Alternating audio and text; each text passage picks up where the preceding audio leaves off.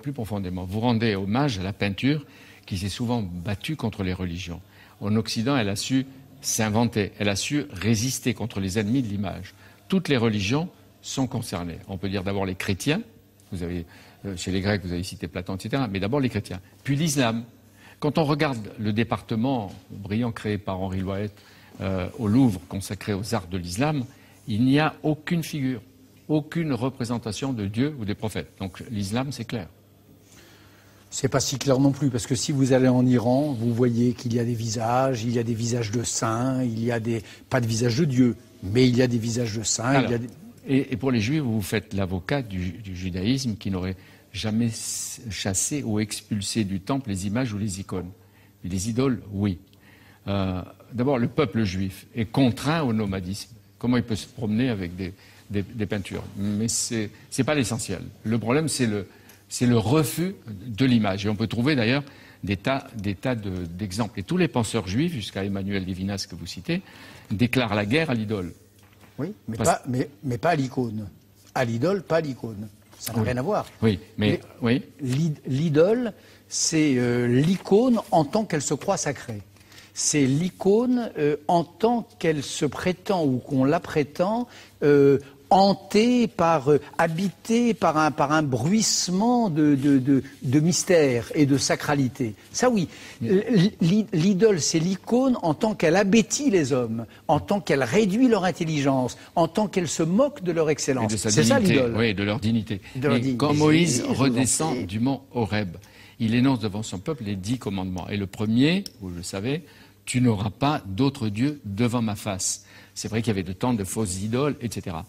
Et puis il dit, tu ne feras point d'image taillée, ni de représentation quelconque des choses qui sont en haut dans les cieux, en bas sur la terre, et dans les eaux plus bas que la terre. Tu ne te prosterneras point devant elles, et tu ne les serviras point. Oui. Il y a ça, et puis il y a ce que j'appelle le judaïsme vivant, c'est-à-dire le Talmud, la pensée juive vivante. Mais il n'y a pas des bandes dessinées dans le Talmud? Il n'y a pas des dessins dans le Talmud? Non, mais il y a des discussions. Il n'y a pas des visages dans le Talmud? Mais il y a des discussions interminables et il y a des pages entières, des pages entières de Rachi ou de Maïmonide qui datent du XIIe siècle. Oui. Du XIIe siècle, oui. Maïmonide, le guide des égarés. Oui, c'est beaucoup plus tard. Naturellement. Mais le Deutéronome, oui. Je vais chercher cela dans le roman du visage chez Plomb de Nicolas Avril. Le Deutéronome dit « Veillez attentivement sur vos âmes de peur que vous ne vous corrompiez et que vous nous fassiez une image taillée, une représentation de quelque idole, la figure d'un homme ou d'une femme, la figure d'un animal, etc. Maudit soit l'homme qui fait une image taillée ou une image en métal fondu, abomination de l'Éternel, œuvre des mains d'un artisan. » Oui, oui, bien sûr. Donc c'est pour ça qu'on ne voit pas avant longtemps une image. De même que dans le catholicisme, vous avez pendant très longtemps des évêques qui brûlent des croix, des évêques qui détruisent des vitraux, un évêque Claude qui brûle et qui piétine des reliques, jusqu'à Savonarola qui fait des autodafés de chefs-d'œuvre absolus.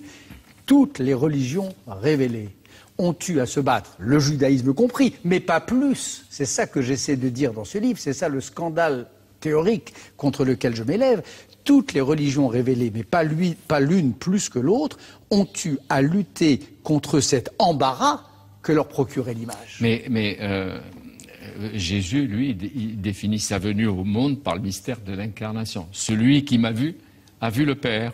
Et il va de soi que Jésus n'a pas encouragé la représentation de la figure humaine ou divine, encore moins le culte des images, parce qu'il paraît qu'il n'en a pas parlé. Vous avez de très bonne lecture. Ah ben oui, oui. Jésus, comme ça ne vous a pas échappé, était juif et il participait de toute cette problématique, c'est-à-dire à la fois de cette tentation et de cet embarras par rapport à l'image. C'est ce que vous appelez l'iconoclastie. C'est ce que j'appelle le bras de fer, la lutte à mort entre l'iconoclastie et ce que Baudelaire, beaucoup plus tard, une fois la bataille gagnée, appellera la passion des images. C'est ça, l'image, c'est le diable.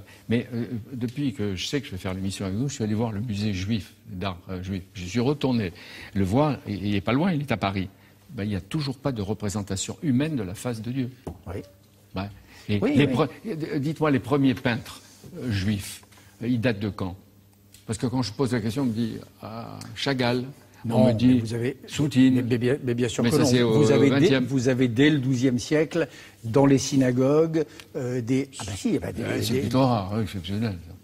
Exceptionnel. Ou aller même en Syrie, la synagogue... Oui, si je pouvais.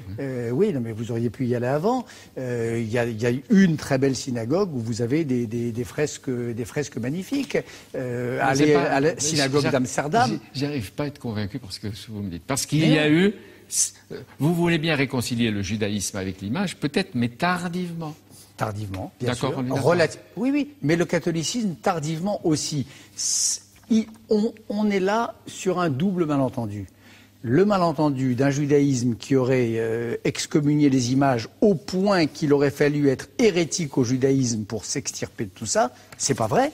Je vous répète, les rabbins du Talmud, Rachi, ça c'est pas le XIIe siècle, nous expliquent des choses bien plus complexes. C'est toujours les mêmes noms. Mais, attendez, les mêmes noms que je veux dire, Rachi et Maïmonide. Mais pourquoi vous n'avez pas montré dans le livre des peintures de grands peintres juifs, même qui étaient peut-être dans des synagogues? Vous en avez.